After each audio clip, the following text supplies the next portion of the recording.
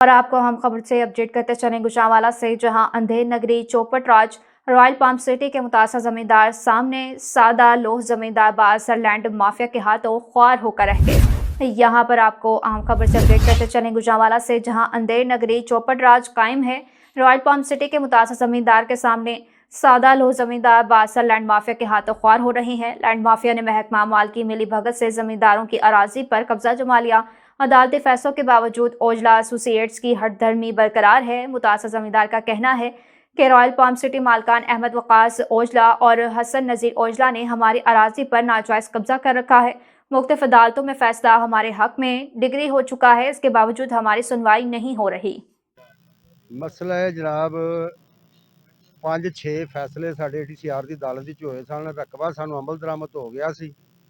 अमल दरामद होने तो बावजूद शबीर भट्ट साहब ने ATCR साहब उन्होंने औजला नाल मिली भगत करके एक दरखास्त 1.5 साल बाद फैसले तो दी जी। ये खेवड़ वध घट हो गया, इनू नज़रसानी किया जाए। शबीर भट्ट और औजला साहब कमिश्नर हाफज ये सारे एको ही चीज़ ने।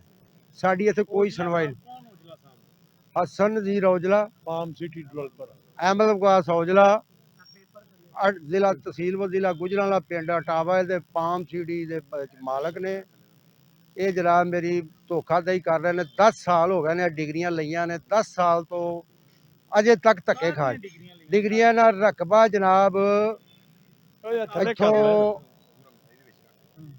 ATO ब्रांच जना रिकॉर्ड चुकिया 2014 च चुक के डैंपर किया जड़ा पटवारियां ज़रात कोल सी। इत्थे FIR भी हुई है, सारा कुछ के बावजूद आई है। जिसले असीं अपने रकबे का पता करन गए साडा रकबा कोई नहीं।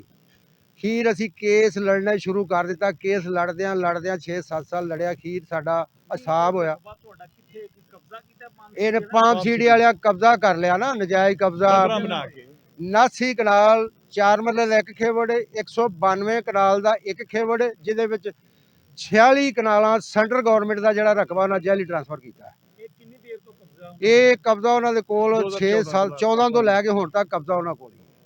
ये कब्जा माफिया अज केस का बनया कि जनाब उन्होंने वकील आउंदा हर तरीक ते, वो आप वकील पेश नहीं होंदा। असीं आने बहस करो, बहस नहीं करते, आउंदियां नूं तरीक पै जांदी है।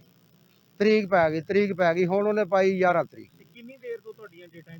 इत्थे 10 महीने हो गए ने सर, महीने दियां 3-4 डेटा पै रही ने तकरीबन। नहीं असीं नहीं मुतमैन, असीं ना शबीर भट्ट ते मुतमैन ना इहदे ते मुतमैन।